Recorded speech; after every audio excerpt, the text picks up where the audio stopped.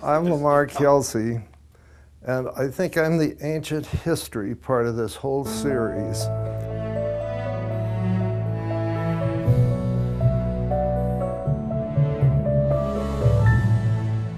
I practiced architecture, or was involved in architecture for some 50 years, and I retired in 1990. When I was 15 years old, I made a crazy decision.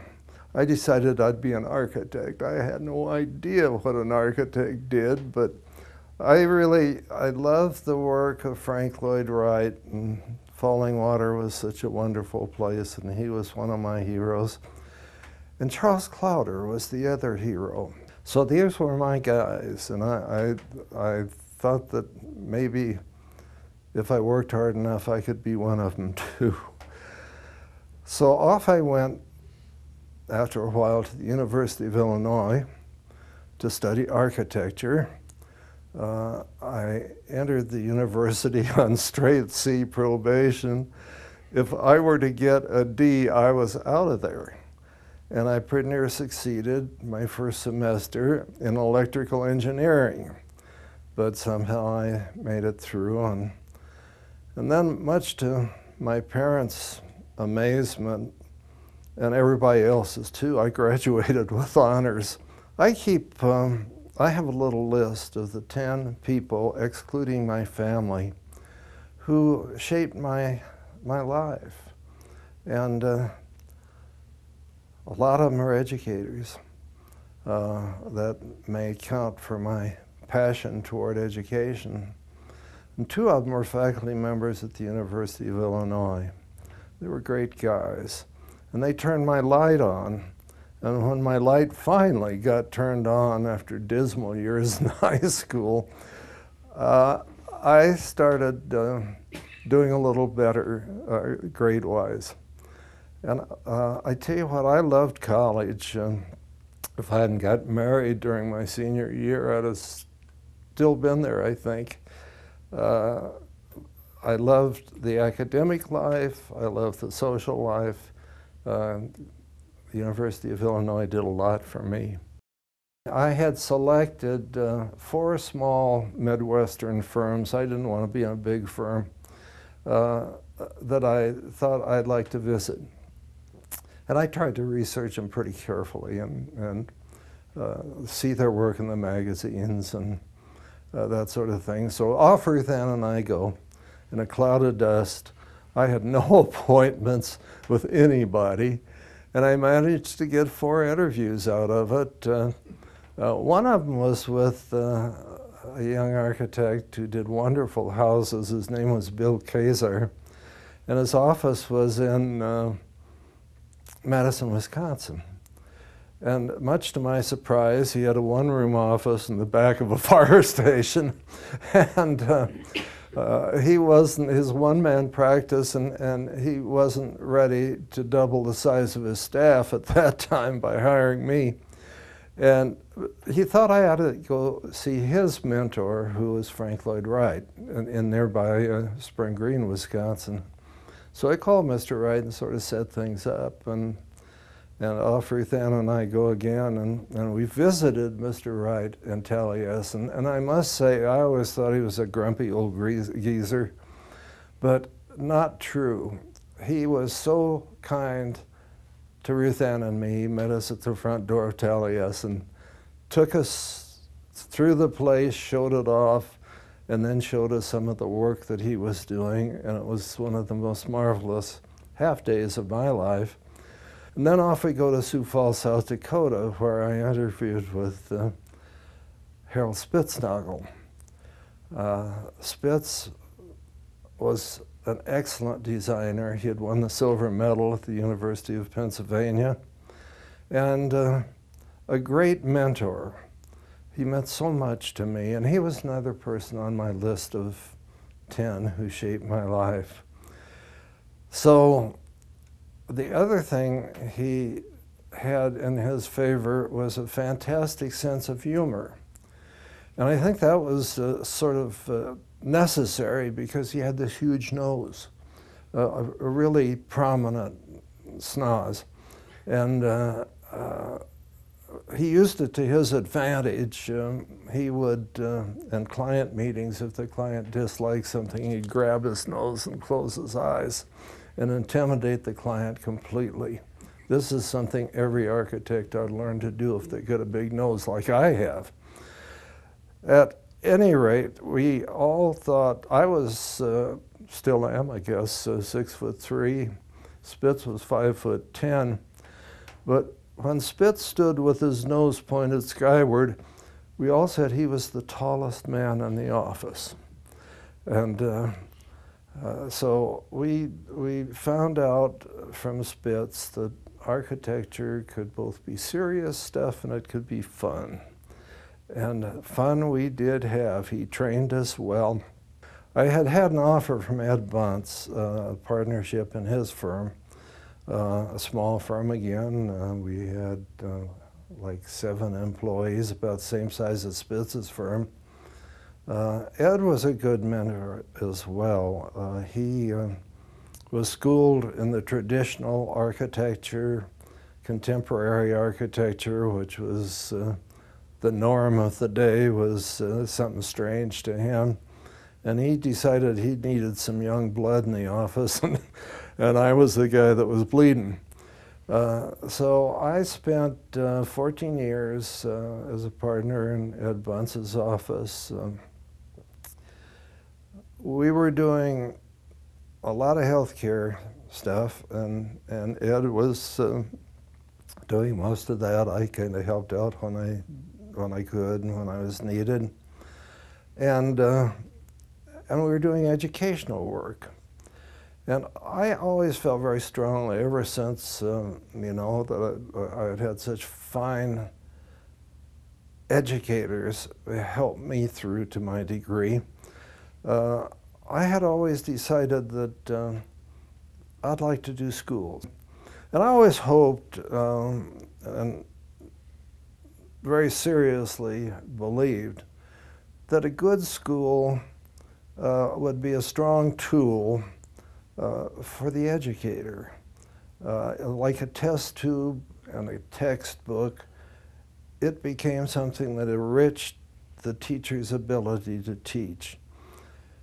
And on the student side of things, I always hoped that if they got their education and facilities of quality, a strong design quality, that that's what they'd look for when they graduated. That people work, play, pray in buildings, and hopefully those buildings would enrich their lives. A marvelous thing happened to me.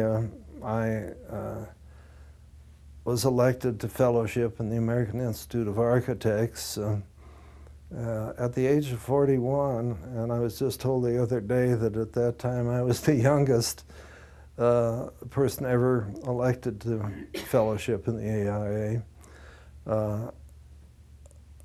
At that time, the fellows were put into 2 categories. One of them was service to the profession, which was very important, and the other was excellence in design. And I managed to come out with the excellence in design thing.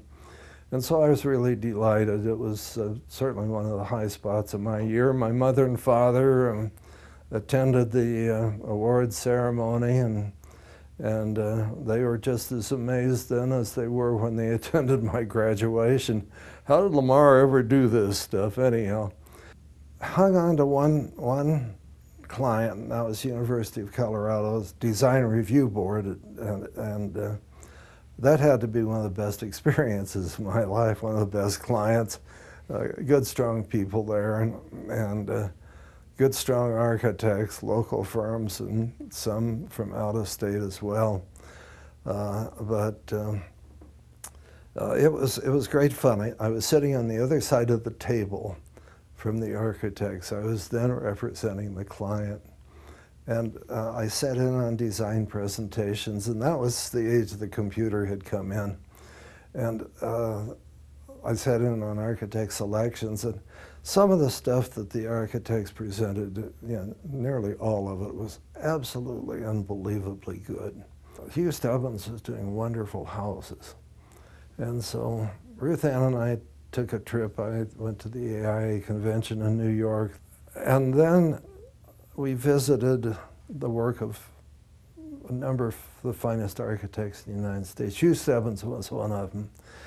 So when we got to the front door of his house, I rang the doorbell. His wife was very nice, and she said certainly I could walk around the outside of the house with my camera and take pictures. And she gave me a dog biscuit. And the idea there was if the dog got vicious, I was supposed to hand him a biscuit. And I thought that was an indication of my dedication to architecture right there.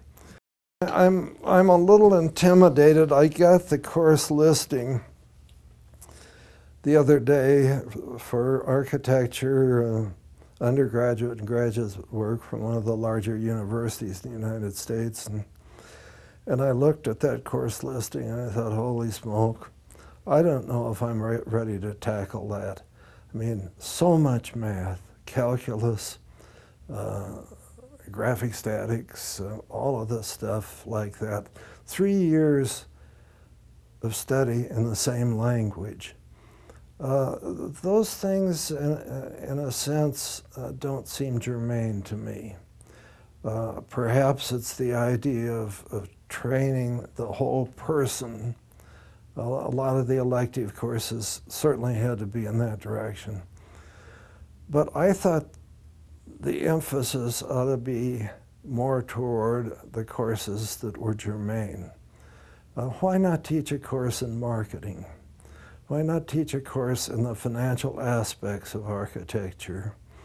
Why not take the young student, instead of teaching him on heating, ventilating, and air conditioning systems out of a textbook or off of a computer, why not take him out into that building and have them experience these things in real life? I think that would light their fires.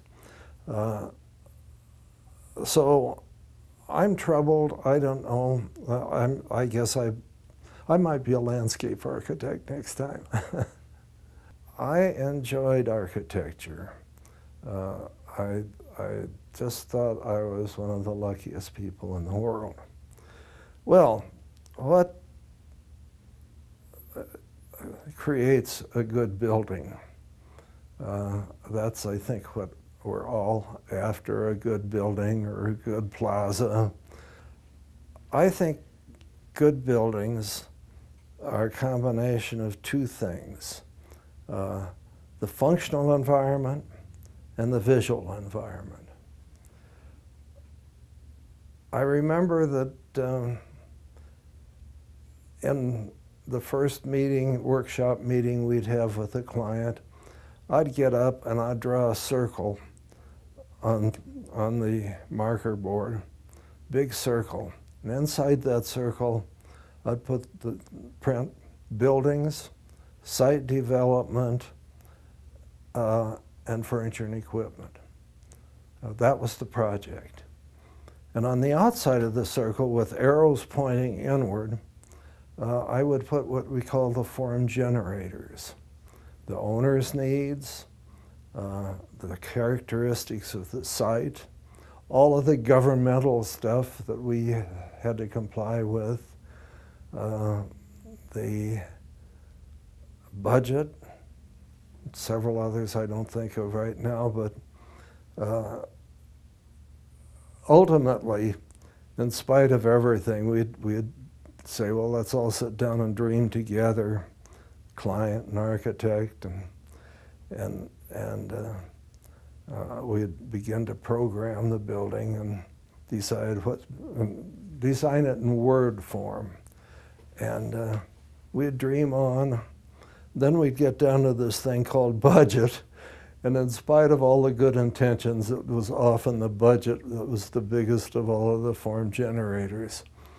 But the final arrow was the tough one to design, to define. And that was the visual environment. You know, Who do we design for? For whom do we design? Do we design for the guy that is walking by the building in the early morning sunlight with his dog, and he passes by the building? Or do we design for the architectural design jury who shuffles through dozens of submittals and decides which ones merit awards? So for whom do we design? Well, we design for all of them. Some architects, prima donna architects, I think, design for the awards juries. But we felt the guy on the street deserved to enjoy the building too. So how do you judge all of that? Well, I think a good building or a good plaza or whatever it is creates a feeling of warmth within the visitor, feeling of pleasure, a feeling that I'm glad I walked through this place. I'm glad I was there. If we've created that kind of a warm feeling in people, I really suspect we had done our job as designers reasonably well. I have a hard time with a lot of the architecture that's going on today. I have always believed that a building ought to relate to the context, ought to relate to its site. And I'm uncomfortable with the egotistical architect that places a glass and metal box of a house in a traditional neighborhood. That doesn't fit into the context. Probably the neighbors hate it. The real estate values go down, and the only solution there is to plant a lot of trees and paint it a neutral color. So, you know, there's some great work going on. I return to my original heroes, Frank Lloyd Wright and Charles Clowder, but I have other heroes. Hideo Sasaki was one of them. I.M. Pei, a good number of architects that I thought were doing fine work. And maybe this just has to do with my age. Maybe the reason I'm uncomfortable with a lot of today's architecture is because I don't understand it. One summer when I had, after my retirement, when I'd run out of anything to do, I decided I'd write a little book. I published 10 copies of that little book, and its goal was to show my family, my kids, my grandkids, and all of that, what the old boy was doing when he disappeared and went to work every day. I think the name of that book probably tells the whole story. I named the book The Joys of Architecture.